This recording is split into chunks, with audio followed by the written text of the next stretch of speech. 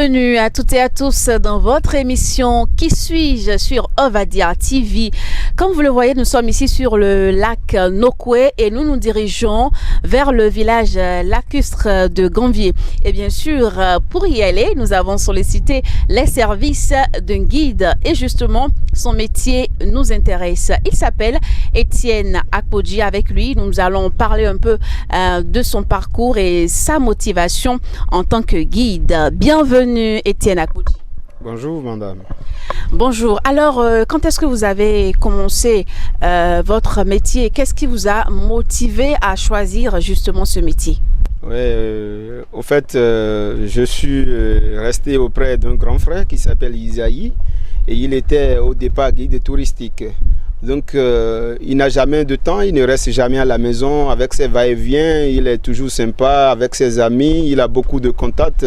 Donc, ça m'a donné le goût.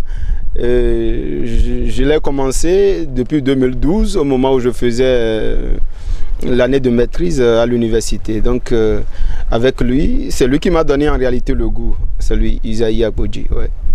Alors, qu'est-ce que vous a en réalité motivé? Est-ce le contact avec les touristes tous les jours ou bien ce qu'on y gagne au finish? En réalité, c'est le contact avec l'autre qui est différent de moi. C'est le contact avec l'autre personne qui n'est pas de mon milieu. C'est le contact avec les réalités socio-culturelles d'un autre milieu et des autres. Donc, en réalité, c'est ça qui m'a permis à choisir ce métier. Alors, le métier, ça consiste à quoi? Lorsque les touristes viennent, comment est-ce que vous les accueillez? Comment est-ce que vous les embarquez? Comment est-ce que vous les guidez?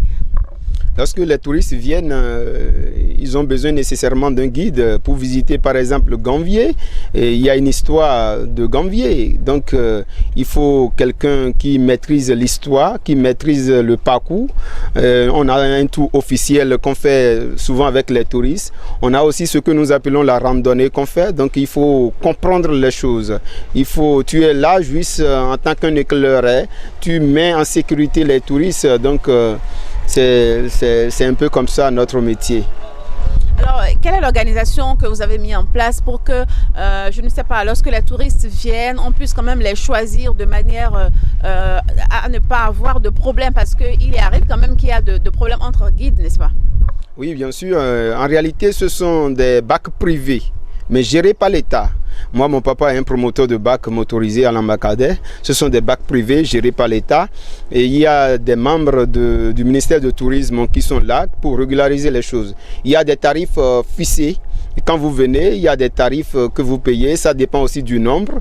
Il y a aussi des gilets de sauvetage pour assurer la sécurité des touristes. Et donc, c'est à tout de rôle. Quand vous partez, l'autre part, ainsi de suite, c'est à tout de rôle. Donc, il n'y a pas à ce qu'il y ait de prise de bec entre les guides. Donc, c'est à tout de rôle. Quand vous passez, c'est le tour de l'autre prochainement. Et il y a des gilets de sauvetage. D'abord, il y a des moteurs qu'on vérifie. On vérifie l'état du moteur, l'état des barques. Il y a des contrôles qu'on fait tous les 3 mois d'ailleurs. Il y a des contrôles que l'État fait pour vérifier l'état des barques et des moteurs. Donc c'est ça.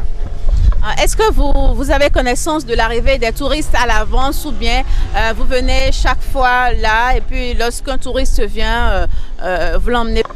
Oui, bien sûr, notre boulot nous a permis d'avoir pas mal de contacts. Donc, il y a parfois des gens qui viennent spécialement dans votre compte. Mais quand vous les prenez, il y a des obligations étatiques, il y a des taxes à payer. Au niveau du ministère du Tourisme, il y a des taxes à payer. Mais en réalité, nous avons des saisons mortes et des saisons d'affluence. Donc, on peut venir toute une journée et rester sans travailler. Mais avec l'actuel gouvernement en place, avec le nouveau départ, il y a eu beaucoup de réformes. Il y a encore beaucoup d'études de faisabilité en cours. Et ça nous permet de trouver plus de clients qu'avant. Alors, parlez-nous un peu à présent de ce que les touristes arrivent à découvrir à Ganvié. Oui, Gambier, ça dépend aussi du guide. Hein. Gambier, nous avons la petite randonnée, nous avons la grande randonnée. Nous avons aussi beaucoup de choses qu'on peut visiter. D'abord, pour le tour officiel d'1h30, si c'est la BAC motorisée, vous avez un tour d'1h30, l'aller-retour, y compris la visite. Et vous avez le marché flottant à visiter, le canal des pêcheurs à visiter. Vous avez aussi la rue des Amoureux, et ça, c'est là où se négocient les matchs et ça se joue ailleurs. Vous avez aussi les temples vaudou à visiter. Nous avons actuellement deux monuments des anciens rois de Gambier. Il y a le roi Bodogbe, il y a le roi Gbéou. Il y a des monuments de ces rois aussi à visiter. Parfois, les clients demandent s'il n'y a pas de mosquée. Donc, à part ça, nous avons une terre naturelle sur laquelle se trouve le terrain de foot, l'église catholique, le centre de santé, le centre de loisirs, un cybercafé. Donc, à part ça, nous avons d'autres villages à visiter également. Alors, parmi tout ce qu'il y a à visiter, moi je pense que la rue des Amoureux m'intéresse. Lorsqu'on quitte la ville et on a envie de s'évader un peu et puis on prend la route de Gambier. Alors, la rue des Amoureux, qu'est-ce que c'est en réalité? Qu'est-ce qu'on y découvre? La rue des Amoureux, en réalité, c'est là où se négocient les matchs. Je l'avais dit et ça se joue ailleurs. La rue des Amoureux, à partir de 19h, 20h, les jeunes filles et les jeunes garçons se rencontrent là. Ils décident là où, en réalité, ils vont passer à l'action. Hein, ça arrive parfois. Donc, il y a beaucoup de choses qui se passent. Il y a aussi des mecs qui n'ont pas de filles. Donc, ils passent aussi pour chercher s'il y a possibilité de trouver quelque chose à quoi s'accrocher en réalité. Donc c'est ça. Voilà, chers internautes, vous pouvez aller y faire un tour. En tout cas, c'est sûr que c'est prometteur. Ça doit être très intéressant. Alors, le métier de guide, est-ce que ça nourrit son homme? Oui, tout métier a ses avantages et ses inconvénients. Ça dépend de comment vous faites le travail. Donc, personnellement, ça va, hein, ça va. Ça nourrit son homme bien. Est-ce que ça va ou bien ça va bien ou ça va très très bien? Actuellement, ça va très très bien parce qu'il y a beaucoup de réformes. Il y a un projet qui doit reconstruire Gambier. Donc ça nous a permis de ne pas connaître la saison morte cette année. Sinon, d'habitude, dans les mois de juin, c'est de la merde. Hein. Tu viens tout au long d'une journée, tu restes sans travailler. Mais actuellement, avec le nouveau départ, il y a beaucoup de projets qui doivent reconstruire Gambier, qui doivent subventionner les hôteliers à construire des hôtels pour répondre aux normes internationales, construire des maisons en pagne pour garder le visage artistique du village. Donc avec ce projet, ça nous a permis sincèrement de travailler. Donc cette année, on n'a pas connu de saison morte. Si ça peut rester comme ça durant toutes les années à venir, je pense que c'est super. Alors pour finir ce petit entretien avec Etienne Akpodji, je voudrais bien, c'est un fils de Gambier, c'est un natif de Gambier, donc certainement il connaît l'histoire de Gambier. Gambier, en réalité, veut dire la collectivité qui a été sauvée et qui a la paix. Les gens fuyaient l'esclavage.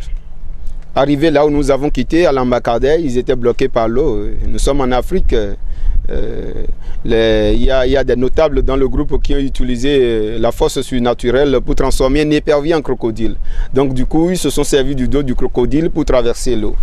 Arrivés à Gambier en 1717, ils ont vu une petite île sur laquelle ils étaient installés pour la première fois. Donc du coup, ils vivaient de la chasse, de l'agriculture, de l'élevage, etc. Maintenant, compte tenu de la population, l'île ne peut plus contenir toutes les habitations. Ils ont dû abandonner l'île et commencer par construire leur maison sur pilotis. Donc c'est comme ça que Gambier est revenu sur l'eau. Et la première île qui avait servi de l'habitation pour les villageois est devenue le cimetière. Comme vous le voyez, les habitants ne vivent que de la pêche. Les bonnes dames que nous avons via l'Ambakadé, elles ne sont rien d'autre que les femmes des villageois. Elles vont un peu partout sur le lac prendre les poissons que les maris ont capturés et elles vont sur la terre ferme pour les vendre. Donc, mais actuellement, la génération montante ne veut pas trop devenir pêcheur. Donc, ils préfèrent devenir couturier, coiffeur, etc. Alors, mais ce faisant, les richesses de Gambier ne seront plus connues si les enfants d'aujourd'hui ou si la nouvelle génération se décide à aller vers d'autres métiers tels que la couture et autres. En réalité, la nouvelle génération est divisée dans chaque famille. Dans chaque famille, il y a toujours des pêcheurs jusqu'à aujourd'hui. Il y a même des jeunes pêcheurs. Le plus jeune pêcheur de Gambier a 10 ans. Donc, de toutes les façons, ça ne va pas disparaître. Il y en aura toujours des pêcheurs. Tous ceux qui ont envie quand même de passer de bons week-ends, qu'est-ce que vous leur réservez à Gambier, par exemple? Ouais, je vais inviter chacun de nous, chaque Béninois, à faire un tour sur la Venise africaine.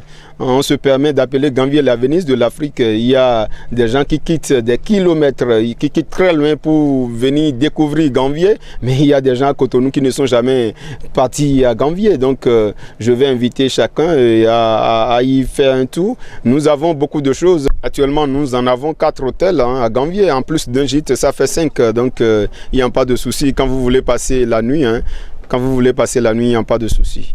Vous êtes dans de bonnes conditions à Gambier. Alors, dans ce numéro de Qui suis-je, nous nous sommes entretenus avec le guide Étienne Apodji. Il nous a parlé de long en large du village lacustre de Gambier. Il nous a parlé aussi de lui-même, de ses motivations en tant que guide. Merci à toutes et à tous de nous avoir suivis et à très très vite sur Qui suis-je.